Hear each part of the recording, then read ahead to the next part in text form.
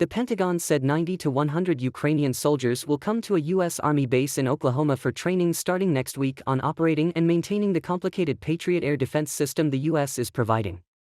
In eastern Ukraine, Russian mercenary forces mounted a concentrated assault on a key frontline town, a siege that President Volodymyr Zelensky said his troops were holding off in an extremely difficult military exchange. The Kremlin had positioned the most experienced units from the Wagner military contracting company near the town of Soledar in the eastern Donetsk region, according to Ukrainian Operational Command spokesman Serhiy Cherevadii. Ukrainian forces were holding the line following 86 artillery attacks of various caliber, he said. Ukrainian forces repelled attacks near 13 settlements throughout the eastern Luhansk and Donetsk regions over the past day, including Soledar, the General Staff said in its morning update on Facebook. Ukraine's defense ministry said the assault on Soledar followed previous unsuccessful attempts to capture it, resulting in heavy losses. Zelensky said in his nightly address that the resilience of the Ukrainian troops allowed his country to gain additional time, noting that there are almost no whole walls left to defend the settlement. Russian forces also shelled civilian infrastructure in the cities of Kharkiv, Kherson, Kramatorsk and Ochakiv over the past day, the Ukrainian military said. The U.S. is working with the European Union and Ukraine to prevent the weapons pouring into Ukraine from being diverted into the international arms market. While the U.S. focuses its efforts on protecting portable and high-tech weapons, the EU is concentrating on small arms and light weapons, said the official, who briefed on condition of anonymity. German Foreign Minister Annalena Baerbock visited Kharkiv to underscore Berlin's commitment to supporting Ukraine all the way. The U.S. will start training Ukrainian soldiers on the Patriot missile system at Fort Sill, Oklahoma, next week, Brigadier General Pat Ryder, a Pentagon spokesman, told reporters. The U.S. will train about 90 to 100 Ukrainians, the number needed to operate and maintain the complex air defense system the U.S. is sending to Ukraine. The training would normally take several months, but the U.S. is considering ways to speed it up by incorporating classroom work and simulation, Ryder said. Germany hasn't announced plans for training on the Patriot system it's contributing. Canada will buy a U.S.-manufactured air defense system for Ukraine, Prime Minister Justin Trudeau announced Tuesday after a meeting with U.S. President Joe Biden in Mexico City. Ukraine's Justice Ministry signaled that it aims to seize assets it claims are controlled by Russian oligarch Oleg Deripaska, filing a suit against him in the nation's top anti-corruption court. Ukraine's wartime inflation steadied last month as retailers cut prices for perishable goods after Russian attacks on the nation's power grid triggered concerns that staple foods would spoil. Consumer prices rose 26.6% from a year earlier in December, the state statistics service said. The result was below the 27.4% forecast in a survey. A better-than-expected harvest of vegetables and fruits last fall also helped, the central bank said in a statement to Bloomberg. Russia's federal budget deficit widened to a record in December as revenues plunged amid restrictions on oil exports and spending on the invasion of Ukraine grew. The fiscal gap reached a record 3.9 trillion rubles, $56 billion, last month, according to Bloomberg calculations based on preliminary government data released Tuesday. That brought the full-year shortfall to about 3.3 trillion rubles, reversing a surplus in the 11 months of the year. Finance Minister Anton Siluanov later confirmed the full-year figure, which he said amounted to 2.3% of gross domestic product, in televised comments at a government meeting. Von der Leyen, with Charles Michel of the European Council and NATO's Secretary-General Jens Stoltenberg, earlier signed a cooperation agreement between the EU and the alliance. The agreement recognizes the value of a more capable European defense that contributes positively to our security and is complementary to and interoperable with NATO, Stoltenberg said.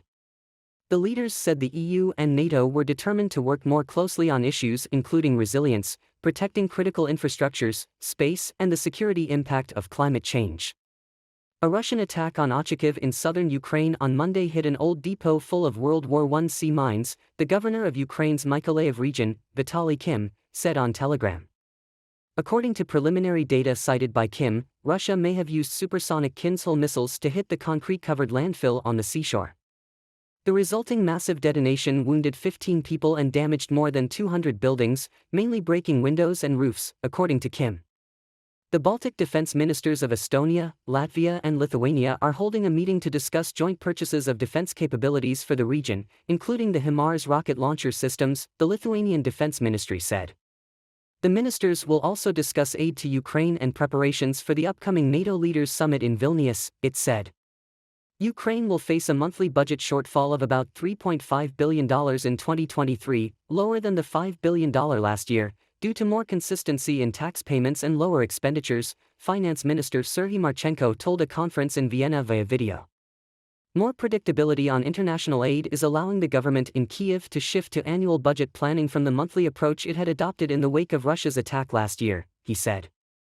The finance minister called for tighter sanctions on Russia that would have a more meaningful impact on its economy, and punishing efforts to circumvent existing restrictions. German Chancellor Olaf Scholz said he'll keep talking to Russian President Vladimir Putin about the war in Ukraine, with the purpose of hammering home the message that Germany and Europe will never accept that Russia is trying to change borders in Europe through military force. U.S. National Security Advisor Jake Sullivan said the $47 billion in new aid for Ukraine approved in the $1.7 trillion government funding bill last month won't be at risk.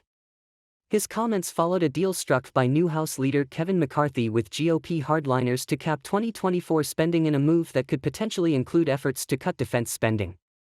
Ukraine says its forces are still holding on to positions in the eastern mining town of Soledar, withstanding assaults by wave after wave of Russian soldiers and mercenaries seeking Moscow's first battlefield victory for months.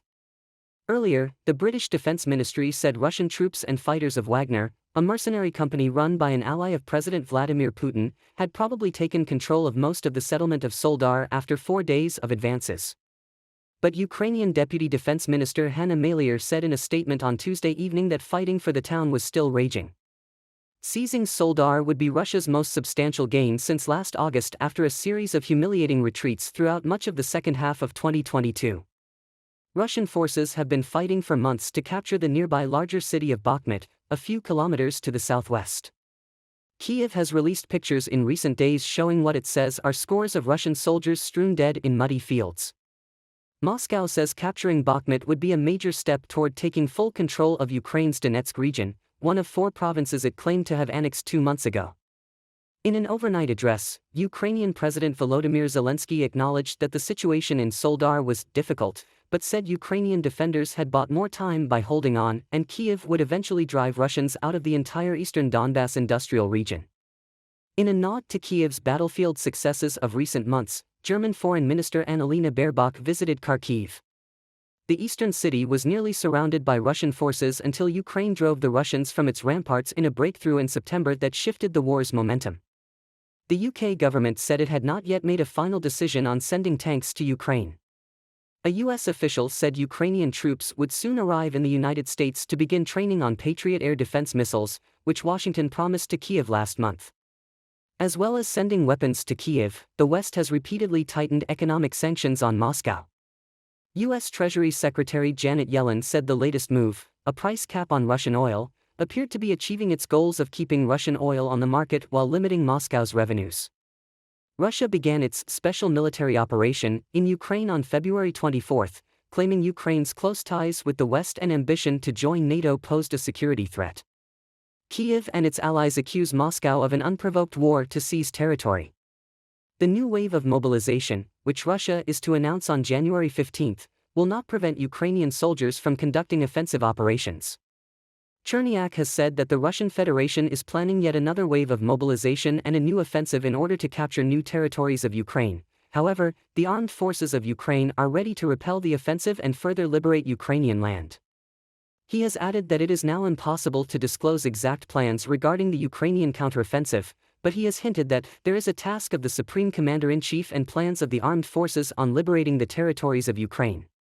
They understand that they are losing, and fortifications in temporary occupied territories in Zaporizhia Oblast, in the south of occupied Kherson Oblast and in the north of Crimea are proof of that.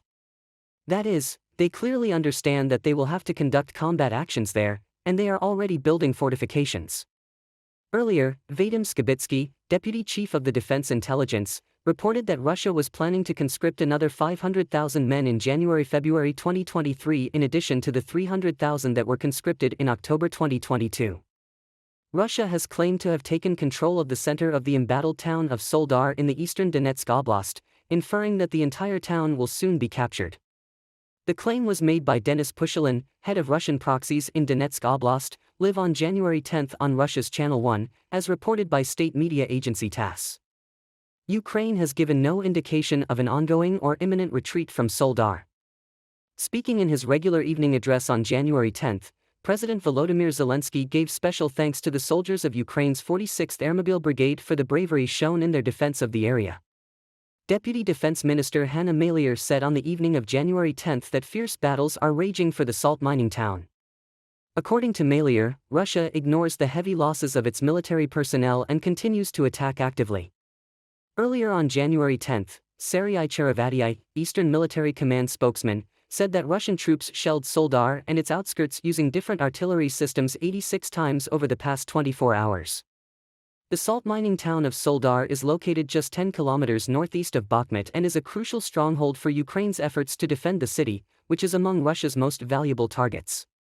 The capture of Soledar and Bakhmut are seen by the Kremlin as the next important step in its goal of occupying the whole of Donetsk Oblast. Russian servicemen Sergei Sazonov, Gleb Pivkin, Russian Air Force Captain Andrei Stepovoy and Russian Air Force Lieutenant Yevgeny Glukhov are allegedly responsible for manning some of the Iranian-made kamikaze drones launched to attack Ukraine, according to a joint investigation by slidstvo.info and Nashi Grosher Lviv.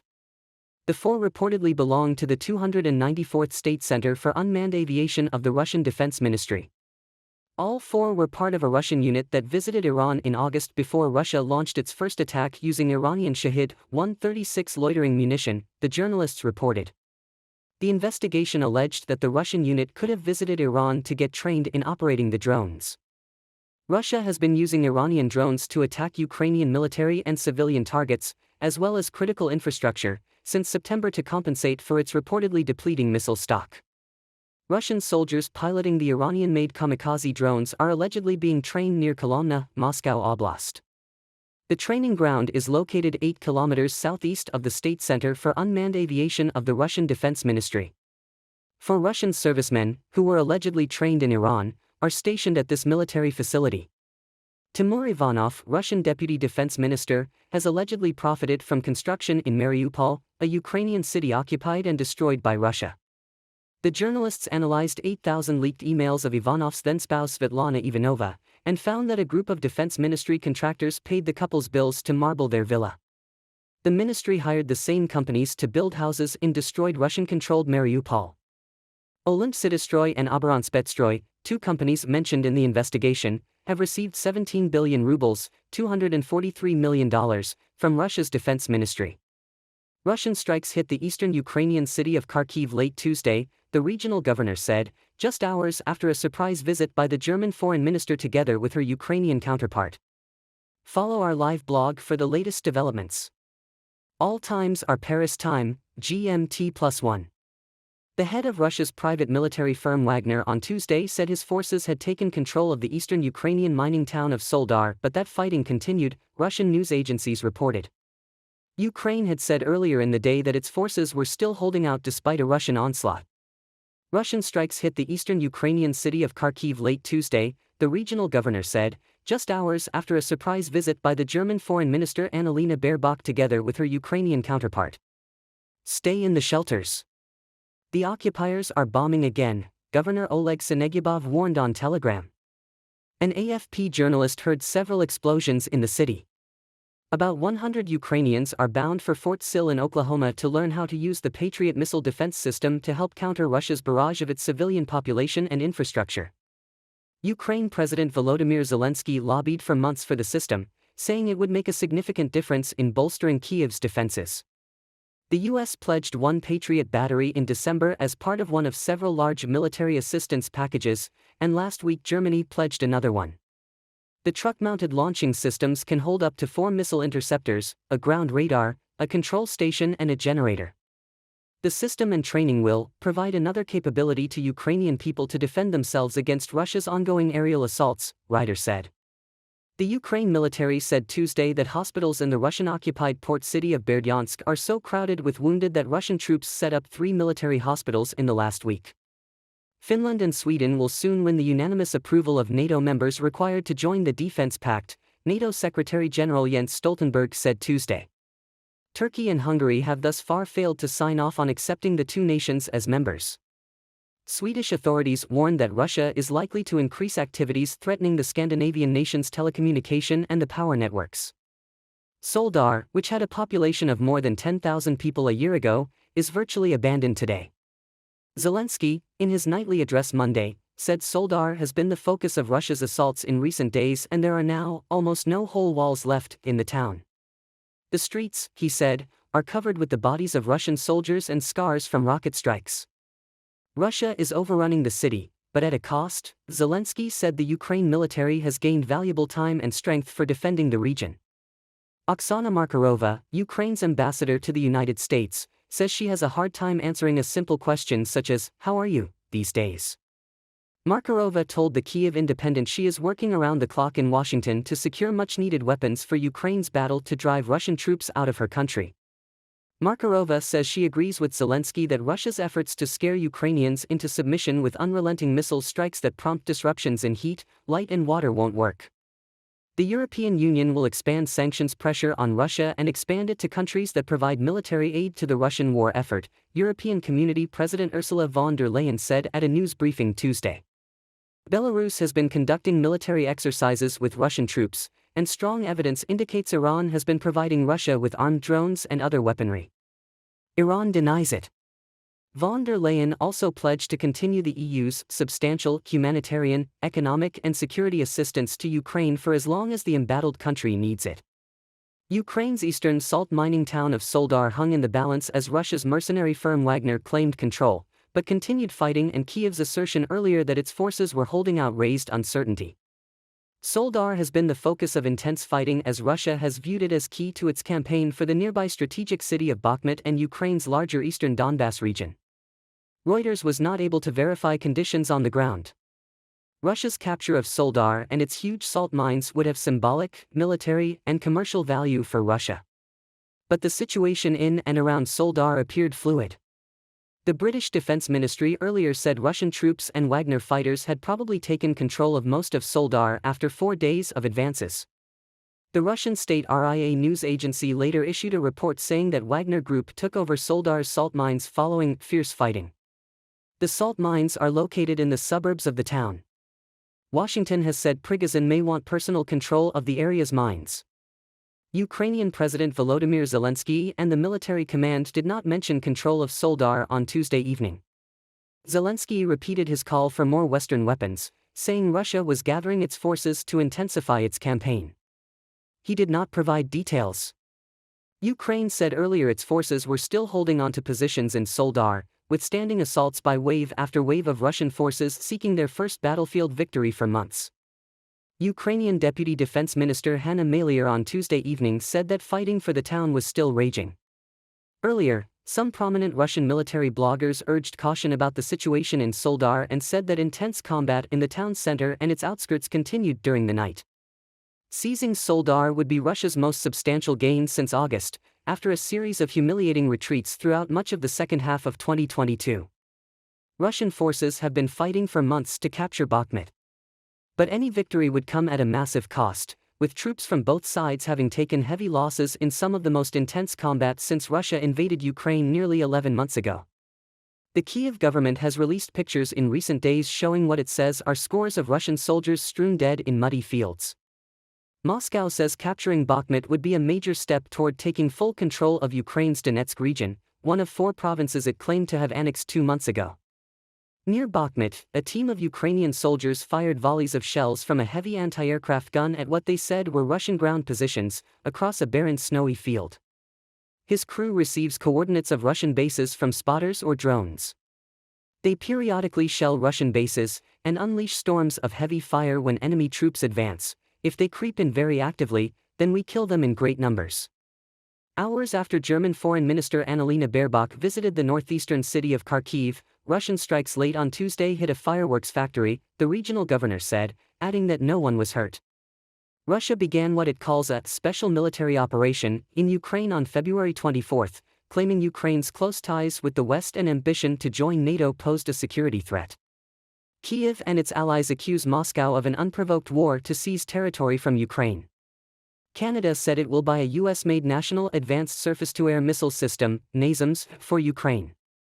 Ukrainian troops were due to soon arrive in the United States to begin training on Patriot air defense missiles, which Washington promised to Kyiv last month, a U.S. official said. In addition to sending weapons to Ukraine, the West has repeatedly tightened economic sanctions on Moscow.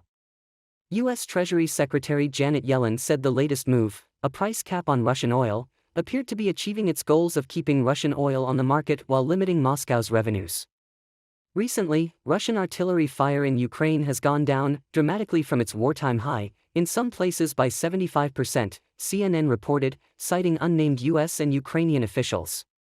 According to the report, officials don't yet have a unanimous opinion or clear explanation on why the change happened. Low artillery round supply or change in tactics amid successful Ukrainian counteroffensives were listed among the possible reasons.